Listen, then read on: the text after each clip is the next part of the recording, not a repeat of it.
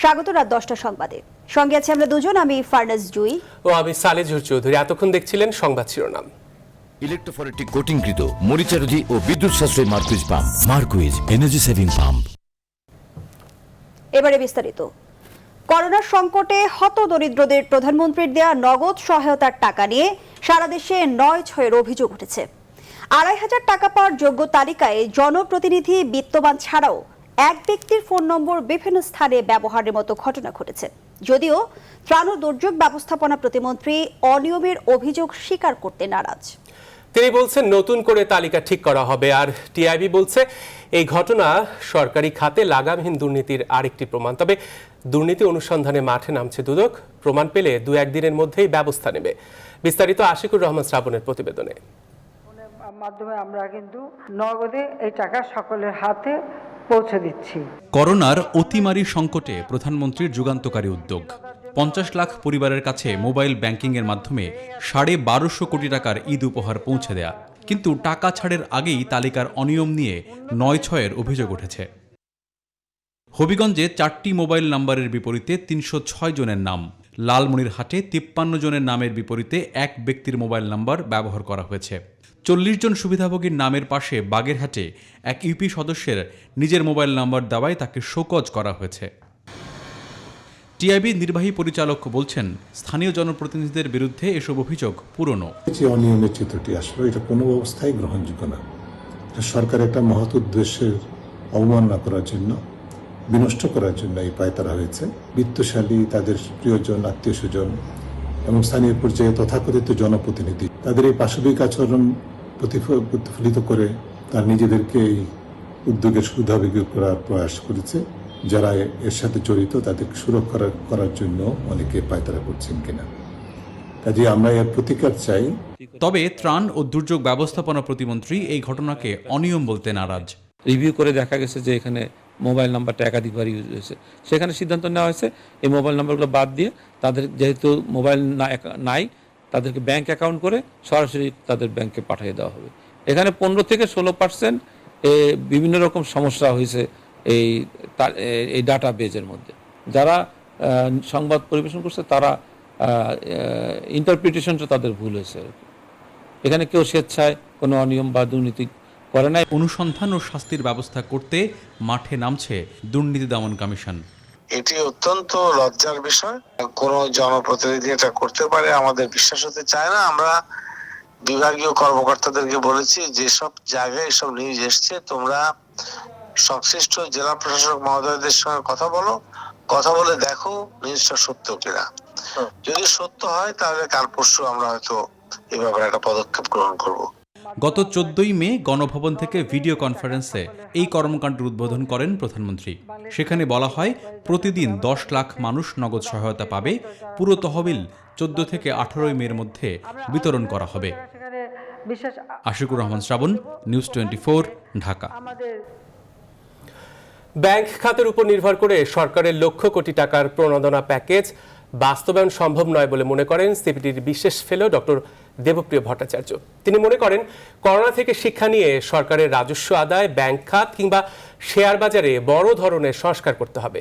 Budget প্রণয়নে জাতীয় কমিটির মূল্যায়ন আর ব্যয়ের ক্ষেত্রে স্বচ্ছতা নিশ্চিত করার বিকল্প নেই বলেও মনে করেন তিনি। সুলতান আহমেদ জানাচ্ছেন বিস্তারিত। করোনা দুর্যোগে ধরাশায়ী পৃথিবীর প্রায় সব দেশ।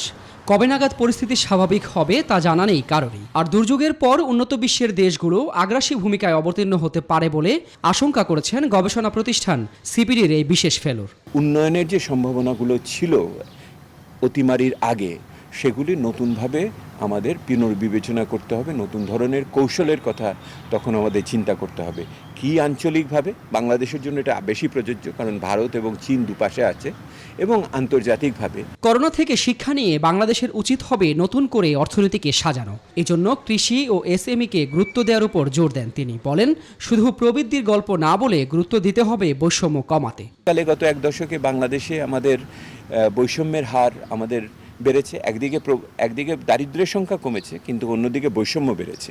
এবং এই বৈষম্য আজকে আমাদের এই করোনার পরিস্থিতিতে আমাদের চোখে আঙুল দিয়ে দেখিয়ে দিচ্ছে আমার দেশ, সমাজ, অর্থনীতি কতখানি ভঙ্গুর।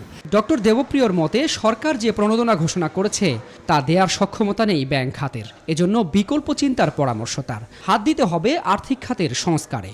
ব্যাংকের এখন কোমরে জোর নেই এবং তারাও অনেক সজাগভাবে এই টাকাটা দিবে এবং সেইটা দিতে গেলে তারা বাছবিচার করবে তাদের প্রয়োজন মতো এবং নিজেদের অবস্থাকে বিবেচনায় রেখে। সেহেতু অনেক বেশি গুরুত্বপূর্ণ হবে সরকারের নিজের ব্যয় করার ক্ষমতা। আগামী বাজেট জনকল্যাণে করার আহ্বান জানিয়ে তিনি বলেন, রাজস্ব আদায় হবে সবচেয়ে বড় চ্যালেঞ্জ।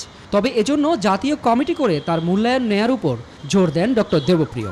বিশেষজ্ঞ বলেন, সরকারের একা বলেন অথবা সরকার বেসরকারি বিশেষজ্ঞ মিলিয়ে কমিটি বলেন, একটা মূল্যায়নের দরকার ছিল। এছাড়া এই মহাদুর্যোগে অর্থ মন্ত্রণালয় ও কেন্দ্রীয় ব্যাংকের শক্তিশালী নেতৃত্ব প্রয়োজন বলেও মনে করেন এই বিশ্লেষক। সুলতান আহমেদ, নিউজ 24, ঢাকা। করোনা সংকটে মধ্যপ্রাচ্য থেকে লাখ লাখ প্রবাসী কর্মী দেশে ফিরে আসায় বিকল্প বাজার হিসেবে আফ্রিকার দিকে নজর দিচ্ছে বাংলাদেশ। আফ্রিকার 3 থেকে 4টি দেশে 40 লাখ বাংলাদেশির কর্মসংস্থান হতে পারে বলে মনে করছেন পররাষ্ট্রমন্ত্রী এ কে আব্দুল মোমেন। বিশেষজ্ঞরা বলছেন, দেশের অর্থনীতি বাঁচাতে রেমিটেন্স খাতের ধস মোকাবেলায় বৈদেশিক শ্রমবাজার নিয়ে এখনই দীর্ঘমেয়াদী পরিকল্পনা জরুরি। আরও জানাচ্ছেন লাকমিনা জেসমিন সুমা। বছরের শুরুতে বৈশ্বিক করোনা সংকটের প্রভাবে দুর্বল হতে থাকে মধ্যপ্রাচ্যের অর্থনীতি। বিশেষ করে তেলের দাম কমে যাওয়ায় বড় বড় কোম্পানিতে শুরু হয় কর্মী ছাঁটাই। এরই মধ্যে চাকরি হারিয়ে দেশে ফিরতে বাধ্য হয়েছেন কয়েক লাখ প্রবাসী। প্রবাসীদের দেশে ফেরার সেই স্রোত চলছেই। বৈশ্বিক শ্রমবাজার তথা রেমিটেন্স খাতের এই ধস মোকাবেলায় কি ভাবছে বাংলাদেশ? বিকল্প বাজার হিসেবে আফ্রিকার দিকে হাত বাড়ানোর কথা জানালেন পররাষ্ট্রমন্ত্রী এ কে আব্দুল মোমেন। আমরা আফ্রিকার দিকে তাকায় আছি। আমরা শুনেছি যে আফ্রিকায় there is plenty of scope. আমাদের রাষ্ট্রদূত যিনি সৌদি আরবে আছেন উনি বলেছেন যে প্রায় 40 লক্ষ প্রবাসী বাঙালিদের আফ্রিকায় 3-4টি দেশেই কার্যের সংস্থান করা যাবে। ফিরে আসা প্রবাসীদের ঋণ দিয়ে কিংবা বিশেষ অর্থনৈতিক অঞ্চলে চাকরির সুযোগের মাধ্যমে দেশেও কর্মসংস্থানের কথা ভাবছে সরকার। আপনারা যদি লোন নিতে চান তা আমরা আপনাদের 5 থেকে 7 লাখ টাকা দেব, তবে ওইটা বাড়ি খাওয়ার জন্য না, ওইটা ইনভেস্ট করার জন্য, কিছু একটা করার জন্য। আর আরেকটি যেটা আমরা করতে চাচ্ছি, দেশে আরো আমরা এই ইন্ডাস্ট্রি করার চেষ্টা করছি। বিশেষজ্ঞরা বলছেন, প্রবাসীদের জন্য বিশেষ আর্থিক প্রণোদনার পাশাপাশি দীর্ঘমেয়াদী পরিকল্পনা জরুরি। 2021 সালের মাঝামাঝির আগে আমরা ওই পিক আপ করার জায়গায় বা আগের যে পর্যায়ে ছিল বা তার চেয়ে বাড়ানোর জায়গাটায় হয়তো যেতে পারবো না, একটু ধীর গতিতে হবে। চলমান অর্থ বছরে এবং আগামী অর্থ বছরের জন্য রেমিটেন্স প্রবাহ আশানুরূপ হবে না বলেই মনে হয় এবং সেটা মাথায় রেখেই আমাদের বৈদেশিক মুদ্রার রিজার্ভ এবং তার ব্যবহার সম্পর্কিত বিভিন্ন পলিসি এবং নীতিগুলো চিন্তা ভাবনা করতে হবে। প্রবাসীদের অন্তত 6 মাস ভরণ পোষণে সংশ্লিষ্ট দেশগুলোর সঙ্গে আলাপ আলোচনা চালিয়ে যাচ্ছে বাংলাদেশ, জানান পররাষ্ট্রমন্ত্রী। লাকমিনা জেসমিন সোমা, নিউজ 24, ঢাকা। বিভিন্ন দেশে করোনায় আক্রান্ত হয়ে প্রাণ হারাচ্ছেন প্রবাসী বাংলাদেশিরা। যুক্তরাষ্ট্রে মরণঘাতী করোনা ভাইরাসে গত 24 ঘন্টায় আরও একজনের প্রাণ গেছে। এ নিয়ে দেশটিতে করোনায় মারা গেছে 257 বাংলাদেশি। এদিকে মধ্যপ্রাচ্যের দেশ সৌদি আরবে একদিনে 13 জন বাংলাদেশি সহ মোট মারা গেছে 107 জন। ব্যাপক প্রাণহানিতে উদ্বেগ বাড়ছে প্রবাসী বাংলাদেশিদের মনে। বিস্তারিত জানাচ্ছেন চন্দ্রানী চন্দ্রা। প্রবাসে ক্রমেই বাড়ছে বাংলাদেশিদের আক্রান্তের সংখ্যা। আক্রান্ত ও মৃত্যুর দিক থেকে যুক্তরাষ্ট্র শীর্ষ অবস্থানে। 2 দিন বিরতির পর নিউ ইয়র্কে করোনায় একজন বাংলাদেশি মারা গেছেন। ব্রুকলিনের বসবাসকারী শামসুল নাহার করোনায় আক্রান্ত হয়ে গত 16 মে মারা যান। তার দেশের বাড়ি সন্দ্বীপে। মৃত্যুকালে তার বয়স হয়েছিল 63 বছর। এ নিয়ে করোনায় 257 বাংলাদেশি প্রাণ হারালেন। এর মধ্যে 236 জন নিউ ইয়র্কের বাসিন্দা, বাকিরা New Jersey, Virginia, Maryland, Michigan ও কুইন্সের। করোনা ভাইরাসে উদ্ভূত পরিস্থিতিতে মার্কিন যুক্তরাষ্ট্রে আটকে পড়া বাংলাদেশি নাগরিকদের বিশেষ বিমানযোগে দেশে ফিরিয়ে আনতে উদ্যোগ নিয়েছে বাংলাদেশ সরকার। কাতার এয়ারওয়েজের একটি চার্টার্ড ফ্লাইটে তাদের ফিরিয়ে আনা হচ্ছে। মধ্যপ্রাচ্যের দেশগুলোতে করোনায় আক্রান্ত হচ্ছেন অনেক প্রবাসী বাংলাদেশি। কুয়েতে 1,500-এর মতো বাংলাদেশি করোনায় আক্রান্ত হয়েছেন, মারা গেছেন 17 জন। অন্যদিকে সৌদি আরবে হু হু করে বেড়েই চলেছে মহামারী করোনা ভাইরাসের সংক্রমণ। করোনায় আক্রান্ত হয়ে মোট 90 জন বাংলাদেশি মারা গেছেন। করোনার পাশাপাশি হৃদরোগে আক্রান্ত হয়েও মারা গেছেন প্রবাসী বাংলাদেশিরা। সৌদি সরকারি স্বাস্থ্য মন্ত্রণালয়ের তথ্য অনুযায়ী সবচেয়ে বেশি মৃত্যুর ঘটনা ঘটেছে মক্কা, মদিনা, জেদ্দায়। করোনার কারণে উদ্ভূত পরিস্থিতিতে মধ্যপ্রাচ্যে চাকরিও হারাচ্ছে অনেক রেমিটেন্স যোদ্ধা। চন্দ্রানী চন্দ্রা, নিউজ 24। করোনা ভাইরাসে আক্রান্ত রোগীদের চিকিৎসা সেবায় চালু হলো রাজধানীর আইসিসিবিতে নির্মিত দেশের সবচেয়ে বড় অস্থায়ী হাসপাতাল। আন্তর্জাতিক কনভেনশন সিটি বসুন্ধরায় আইসোলেশন সেন্টারের উদ্বোধন করেন বসুন্ধরা গ্রুপের ব্যবস্থাপনা পরিচালক সায়েম সোবহান আনভীর, ভাইস চেয়ারম্যান সাফওয়ান সোবহান ও স্বাস্থ্যমন্ত্রী জাহিদ মালিক। এ সময় বসুন্ধরা গ্রুপের হাসপাতাল তৈরির প্রস্তাবটি গ্রহণ করায় প্রধানমন্ত্রীকে ধন্যবাদ জানান বসুন্ধরা গ্রুপের ব্যবস্থাপনা পরিচালক সায়েম সোবহান আনভীর। এ সময় তিনি গণমাধ্যম কর্মীদের জন্য 200টি আসন বরাদ্দ রাখতে স্বাস্থ্য মন্ত্রণালয়ের কাছে আহ্বান জানান। আইসিসিবির মতো বড় এই স্থাপনা করোনা রোগীর চিকিৎসার জন্য ছেড়ে দেয় বসুন্ধরা গ্রুপকে ধন্যবাদ জানান স্বাস্থ্যমন্ত্রী। আরো জানাচ্ছেন সৈয়দ রায়হান। আপনি কাউকে বলে দেন যে এটা হাসপাতালে যদি এখন ইউজ করার জন্য বা কোয়ারেন্টাইনের জন্য যদি আমরা হেল্প করতে পারি। চলতি বছরের 29 মার্চ রাজধানীর আইসিসিবিতে করোনা রোগীর চিকিৎসায় অস্থায়ী হাসপাতাল তৈরিতে সরকারকে প্রস্তাব দেন বসুন্ধরা গ্রুপ। বসুন্ধরা গ্রুপের চেয়ারম্যান আহমেদ আকবর সুবহান স্বাক্ষরিত এমনই এক চিঠি প্রধানমন্ত্রীর কাছে হস্তান্তর করেন গ্রুপের ব্যবস্থাপনা পরিচালক সায়েম সোবহান আনভীর।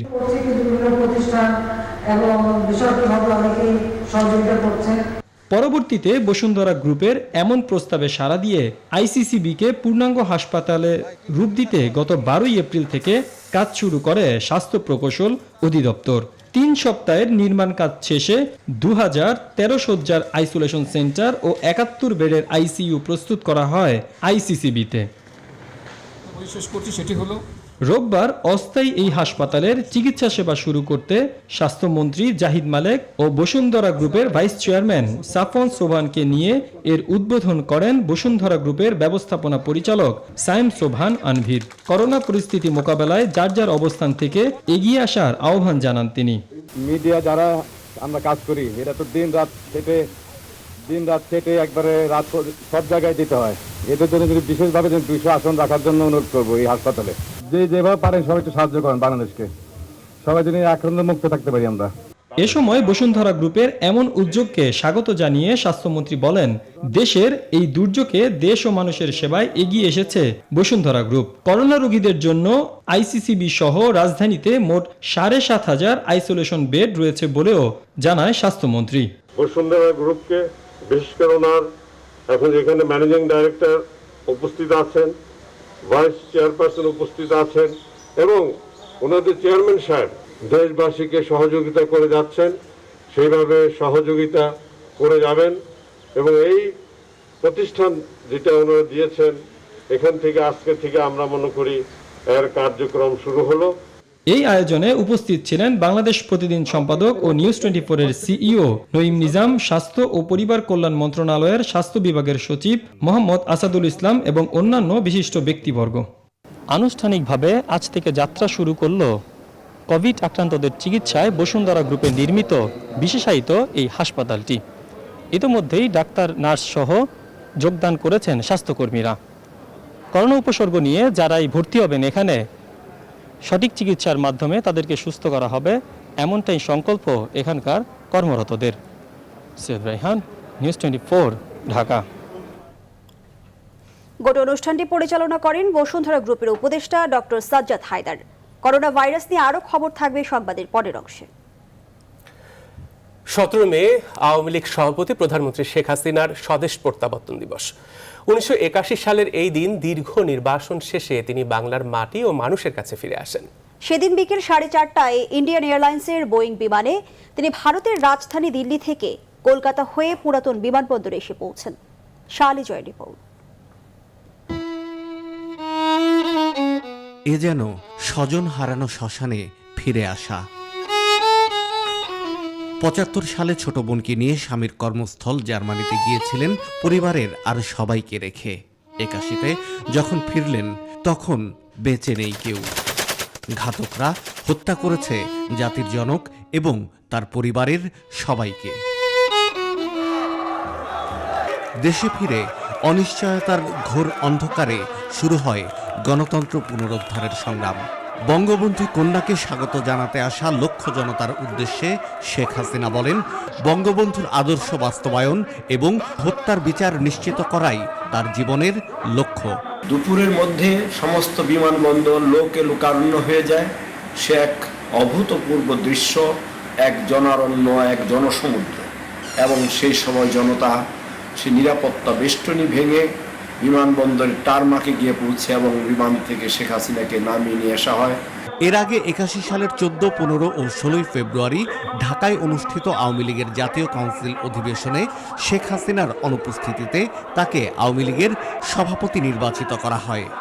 জিয়া রহমান যখন দেশে স্বৈরতন্ত্র, গণতন্ত্রের নামে স্বৈরতন্ত্র প্রতিষ্ঠা করছেন, যখন দল ভাঙার রাজনীতি চলছে, আওয়ামী লীগের ভিতরে নানান রকম কন্দল, একবার দল ভাঙা, ঠিক সেই মুহূর্তে দলীয় ঐক্য বজায় রেখে শেখ হাসিনাকে সেই দিন আওয়ামী লীগ তার সম্মেলনে সর্বসম্মতিক্রমে সভাপতি নির্বাচিত করে। গণতন্ত্র প্রতিষ্ঠার লড়াইয়ে বারবার আঘাত এসেছে শেখ হাসিনার ওপর। তারপরও তিনি শক্ত হাতে ধরে আছেন আওয়ামী লীগের হাল। 4 বারের প্রধানমন্ত্রী শেখ হাসিনার নেতৃত্বে বাংলাদেশ মধ্য আয়ের দেশের তালিকায় নিজের স্থান করে নিয়েছে। লক্ষ্য, উন্নত দেশের কাতারে বাংলাদেশের অবস্থান নিশ্চিত করা। শাহ আলী জয়, নিউজ 24, ঢাকা। প্রধানমন্ত্রী শেখ হাসিনার স্বদেশ প্রত্যাবর্তন দিবস উপলক্ষে ঢাকা মহানগর উত্তর স্বেচ্ছাসেবক লীগের আয়োজনে দোয়া ও দুস্থদের মধ্যে ইফতার বিতরণের আয়োজন করা হয়। রবিবার বিকেলে মিরপুরে স্বদেশ প্রত্যাবর্তন দিবসের আয়োজনে প্রধানমন্ত্রীর দীর্ঘায়ু ও সুস্থতা কামনায় দোয়ায় অংশ নেন স্বেচ্ছাসেবক লীগের নেতাকর্মীরা। দোয়া শেষে দুস্থ ও গরিবদের মধ্যে ইফতার বিতরণ করা হয়। অনুষ্ঠানে সংগঠনটির কেন্দ্রীয় নেতারা উপস্থিত ছিলেন। এছাড়া আওয়ামী যুবলীগের উদ্যোগে সামাজিক দূরত্ব মেনে দুস্থদের মধ্যে খাবার বিতরণ করা হয়।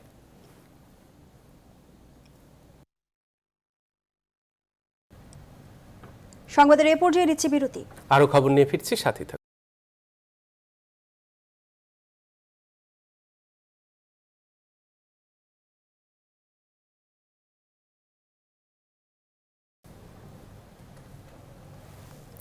বিরতির পর আবারও স্বাগত। আপনারা দেখছেন রাত 10টার সংবাদ। বঙ্গোপসাগরে সৃষ্ট ঘূর্ণিঝড় আমফান ভারতের পশ্চিমবঙ্গ হয়ে আগামী মঙ্গল অথবা বুধবার নাগাদ দেশের উপকূলে আঘাত হানতে পারে বলে জানিয়েছে আবহাওয়া অফিস। মোংলা, পায়রা, কক্সবাজার এবং চট্টগ্রাম সমুদ্র বন্দরকে 4 নম্বর স্থানীয় হুঁশিয়ারি সংকেত দেখানোর নির্দেশ দেওয়া হয়েছে। ত্রাণ ও দুর্যোগ ব্যবস্থাপনা প্রতিমন্ত্রী ডাক্তার মোহাম্মদ এনামুর রহমান জানিয়েছেন, উপকূলীয় সাইক্লোন সেন্টারগুলো প্রস্তুত করা সহ জনগণকে সচেতন করতে মাইকিং শুরু করেছে সরকার। বিস্তারিত তৌহিদ শান্তর প্রতিবেদনে। দক্ষিণ পূর্ব বঙ্গোপসাগরে জন্ম হওয়া ঘূর্ণিঝড় আমফান রবিবার সকালে কিছুটা উত্তর পশ্চিমে সরে আসে। এরপরই মোংলা, পায়রা, কক্সবাজার এবং চট্টগ্রাম দেশের এই 4 সমুদ্র বন্দরকে 4 নম্বর স্থানীয় হুঁশিয়ারি সংকেত দেখাতে বলে আবহাওয়া অফিস। পূর্বাভাসে জানায়, ঘূর্ণিঝড়টি প্রতিনিয়ত ঘনীভূত হয়ে উত্তর পশ্চিম দিকেই অগ্রসর হচ্ছে। এভাবে এগোলে 19 অথবা 20 মে বুধবার ভারতের পশ্চিমবঙ্গ অতিক্রম করে দেশের উপকূলে আঘাত হানতে পারে বলেও সতর্ক করেছে আবহাওয়া অধিদপ্তর। আমরা ঘূর্ণিঝড়ের যে বডি মুভমেন্ট বলছি, যেটা ঘন্টায় 6 কিলোমিটার পার আওয়ারে এটা অগ্রসর হচ্ছে, সেটা যদি বলি তাহলে হয়তো বা 19-20 এর এই সময়ের মধ্যে হয়তো বা অতিক্রম করবে। প্রবল ঘূর্ণিঝড় বা তারপরেও যেতে পারে আর কি। তো এখন পর্যন্ত আমাদের আশঙ্কা এটা যে আরো ঘনীভূত হওয়ার সম্ভাবনা অনেক বেশি। এরই মধ্যে ভারতের আবহাওয়া অফিস জানিয়েছে, আমফানের শক্তি ক্রমাগত বেড়ে মঙ্গলবার নাগাদ এটি হয়তো প্রলয়ঙ্করী ঘূর্ণিঝড়ে পরিণত হবে। তখন এর অভ্যন্তরে বাতাসের একটানা সর্বোচ্চ গতিবেগ হতে পারে ঘন্টায় 190 কিলোমিটার বা তারও বেশি। ত্রাণ ও দুর্যোগ ব্যবস্থাপনা প্রতিমন্ত্রী ডাক্তার এনামুর রহমান জানিয়েছেন, ঘূর্ণিঝড়ের পূর্বাভাস পেয়েই সরকার প্রস্তুতি নিতে শুরু করেছে। রবিবার সাভারের বাসায় তিনি এই প্রস্তুতির কথা জানান।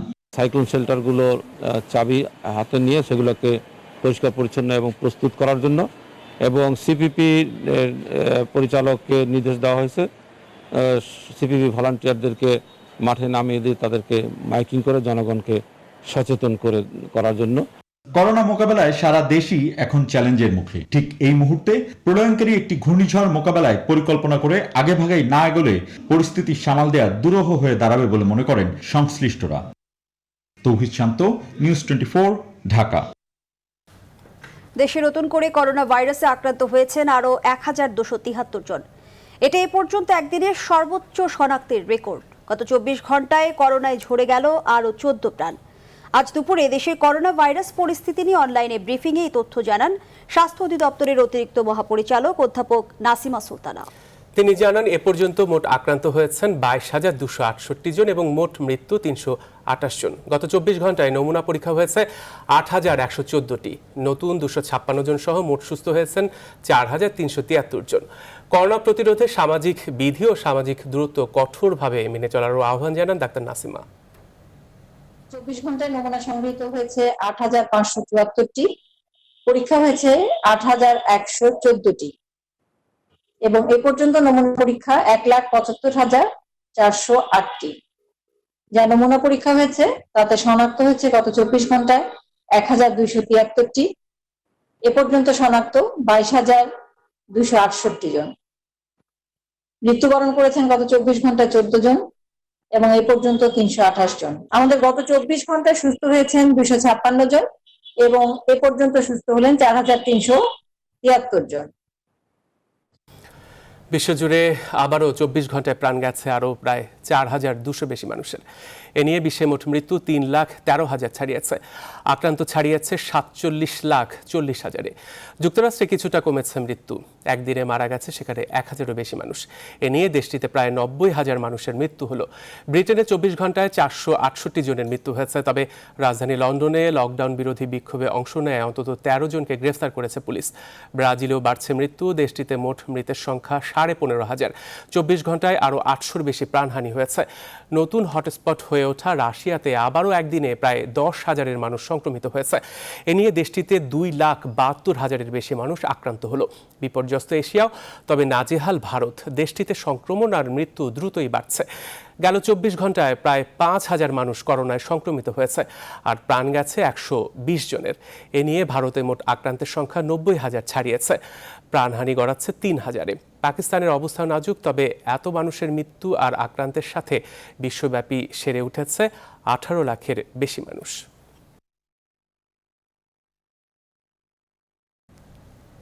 আবারও নিচে বিরতি, সাথে থাকুন।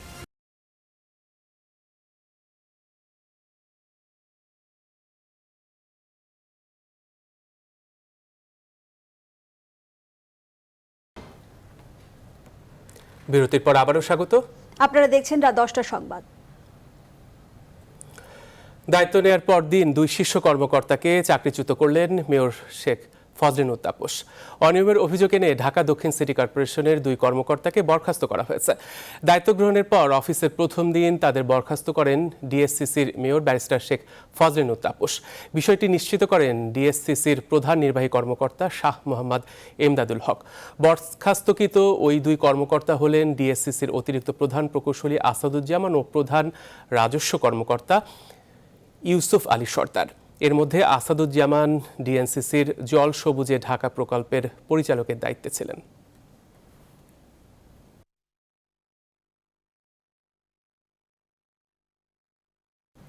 এবার ফার্স্ট সিকিউরিটি ইসলামী ব্যাংক অর্থ বাণিজ্যের সংবাদ।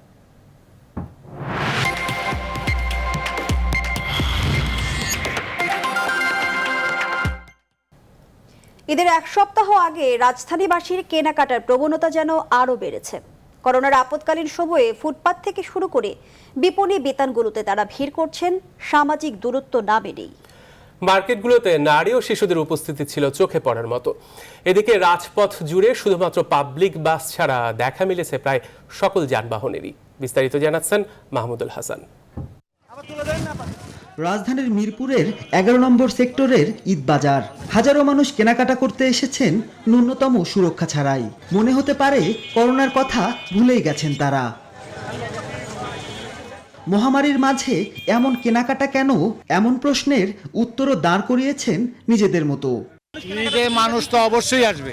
তাদের জীবন, তাদের ভালোবাসা, তাদের অনুভূতি বিসর্জন দিয়ে বেঁচে থাকার কোনো মানে নাই। ছেলে মেয়ের কান্দাকারি, স্ত্রীর বায়না, এটা তো মাইনা চলতে হইব, নাহলে তো সংসার চালান যাইব না। আমাদের এই যে পেট চলে না, কিছু চলে না, খাইতে পারি না, আমাদের এই জন্য দোকানপাট খোলা রাখছি আমরা। 2 মাস পর দোকান খুলছে ভাই, আমাদের তো বেচা কিনে নাই ভাই। একই অবস্থা নগরীর ফুটপাতগুলোতেও, যত দূরে চোখ যায় কেবল ক্রেতাদের ভিড়।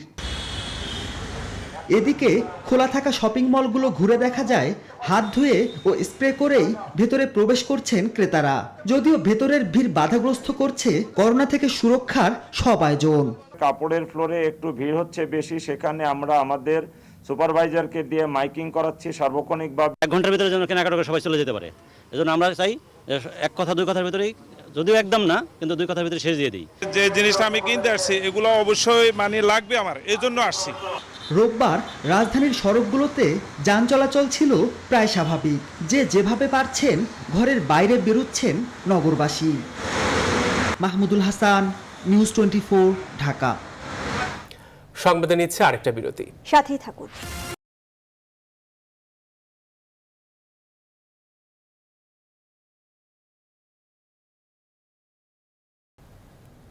বিরতির পর আবারও স্বাগত। দেখছেন নিউজ 24 রাত 10টার সংবাদ। জানাবো খেলার খবর। শেষ পর্যন্ত চলতি প্রিমিয়ার লিগ ফুটবল বাতিলের সিদ্ধান্ত নিল বাফুফে কার্যনির্বাহী কমিটি। করোনার কারণে খেলার পরিবেশ না থাকায় এমন সিদ্ধান্ত নিল ফেডারেশন। কার্যনির্বাহী কমিটির সভা শেষে জানানো হয়েছে এবারে লিগ পরিত্যক্ত ঘোষণা করা হয়েছে, সেই সাথে থাকছে না কোনো অবনমন। এর আগে ক্লাবগুলোকে নিয়ে এক সভা করেছিল বাফুফে, সেখানে বেশিরভাগ ক্লাবই লিগ বাতিলের পক্ষে মত দেয়। এরপর লিগের ভবিষ্যৎ নিয়ে ফিফার কাছে চাওয়া হয় গাইডলাইন, কিন্তু ফিফা থেকে জানানো হয় নিজেদেরই নিতে হবে এই সিদ্ধান্ত। এরপরই গুরুত্বপূর্ণ এই বৈঠকে লিগ পরিত্যক্ত হওয়ার ঘোষণা দেয় বাফুফে। দর্শক, এই ছিল এখনকার সংবাদ আয়োজনে। সাথে থাকায় সবাইকে ধন্যবাদ।